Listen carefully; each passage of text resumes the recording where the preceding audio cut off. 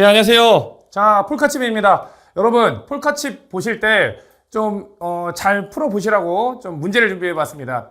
저희가 행정기본법은 많이 다루고 있는데, 행정기본법 자체가 좀 어렵기도 하죠. 그래서, 지금 나온 이 문제들은 우리가 다시 출제될 수도 있는 부분입니다. 간부나 이런 데서 출제가 됐던 거고, 이제 우리 시험 말고요. 거기서 노출이 됐던 문제들은 다시 출제되기 너무 좋습니다. 같이 한번 풀어보겠습니다. 물론 지문 자체만 딱 보지 마시고요. 다른 지문도 내가 정말 알고 있는지 그거를 위주로 보시면 좋을 것 같습니다. 첫째, 행정기본법상 기간에 대한 설명으로 옳지 않은 것을 골라봐라.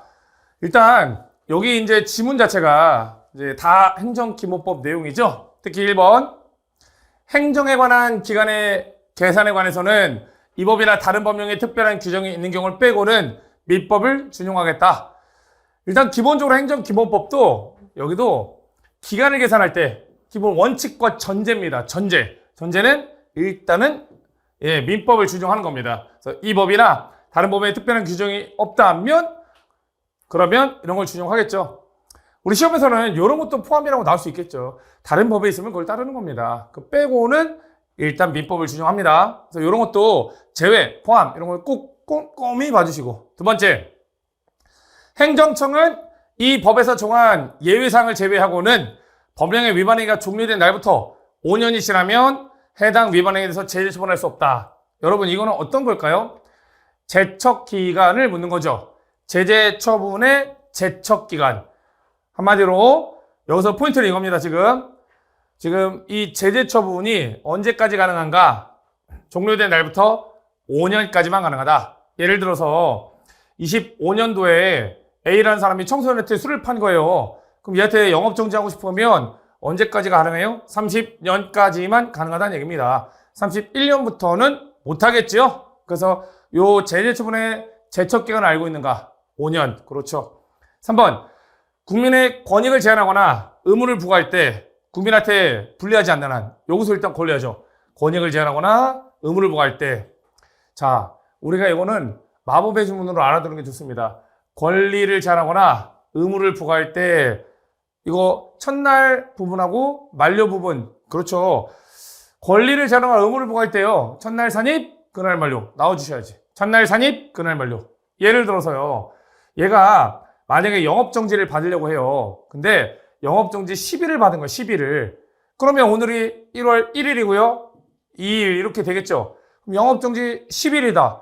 뭐 오늘부터 첫날 산입해서 오늘부터 만약에 영업정지 한다면 10일까지 영업정지 11일 차부터는 얘는 그렇죠. 이제 영업정지가 풀리는 거고, 만약에 오늘 산입 안 해버리면 이때부터 1일 차다 그러면 얘는 11일까지는 영업정지고 12일부터 영업정지가 풀리는 거 아닙니까? 그래서 기본적으로 요거 3번하고 4번 관련돼서 3번 권익을 제한하거나 의무를 부과할 때는 기간의 말일이 토요일이나 공휴일이라면 그날 만료한다. 그렇죠. 첫날 산입, 그날 만료. 맞습니다. 근데 이제 정답은 4번이죠. 법령을 공포하는 건 얘기가 다르죠. 법령을 공포하는 건 첫날을 산입 안 해야 유리한 겁니다. 법령은 이 사람을 제지하는 거니까 가급적이면 연기해 주는 게 유리한 거예요. 최대한 실시를. 그러니까 법령을 공포한 날부터 일정 기간이 경과한 날부터 시행한다. 공포한 날로부터 뭐 20일 있다 시행한다. 30일 있다 시행한다. 그렇다면 공포한 날을 산입하는 게 아니라 공포한 날을 산입 안 해야 유리해지겠죠. 그래서 정답이 4번이 됩니다. 좋습니다. 자, 그 다음 하나만 더 풀어보겠습니다. 행정기본법입니다. 행정기본법상 이의신청에 대해서 적절하지 않은 것을 골라봐라. 자, 이런 걸 보면 좀 막막하지 않나요? 예. 우리가 이의신청이라는 건 언제 할까요? 처분이 있을 때 얘는 그 처분에 불만이 있으면 이의신청이 가능합니다. 그 이의신청은 며칠 내로 할까요? 그렇죠. 30일. 그래서 1번. 처분에 이의가 있다면 받은 날부터 며칠? 30일 내로 이의를 신청할 수 있습니다. 그래서 1번은 맞는 내용이네요. 두 번째. 자, 이의를 받으면, 행정청 이의신청을 받으면 부득이한 경우를 빼고는 그 이의신청을 받은 날부터 14일 이내에 이의신청에 대해서 결과를 통지해야 된다. 자, 이것도 이제 정답은 4번이고요. 그럼 14일 내로 통지해야 된다. 그렇죠. 여기서 처분을 이의신청을 받으면 얘는 그렇죠. 14일 내로 이렇게 통지를 해줘야 됩니다. 그래서 14일 내로 통지를 해줘야 되는 거고. 자, 그리고 3번. 이의신청을 혹시 여기서 더 뒤에만 혹시 기억나세요? 14일 내로 통지해줘야 된다. 만약에 14일 내에 통지 못하면 그렇죠. 10일. 아, 좋습니다.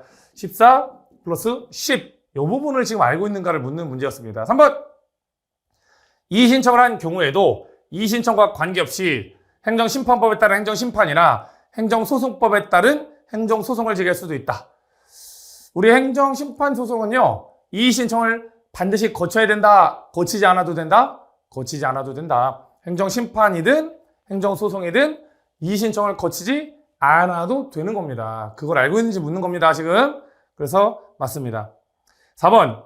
이의신청에 대한 결과를 통지받은 후 행정심판이나 소송을 제기하려는 자는, 자, 그러면 이의신청을 했는데 얘가 이렇게 통지를 받았는데 마음에 안 들 수 있겠죠. 그랬을 때 행정심판이나 행정소송을 제기한다면 며칠 안에 해야 될까요?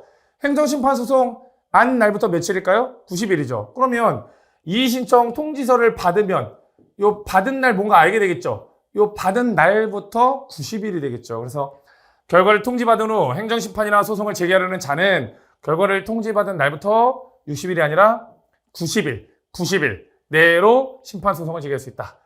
자, 이렇게 해서 행정기본법을 풀어봤습니다. 우리 행정기본법은 숫자가 많이 나옵니다, 여러분. 행정기본법 자체가 워낙에 숫자가 많이 나오니까. 근데 행정기본법은 출제가 100%입니다. 그래서 이런 부분들을 꼭 잘 체크하셔가지고 하시면 좋을 것 같습니다.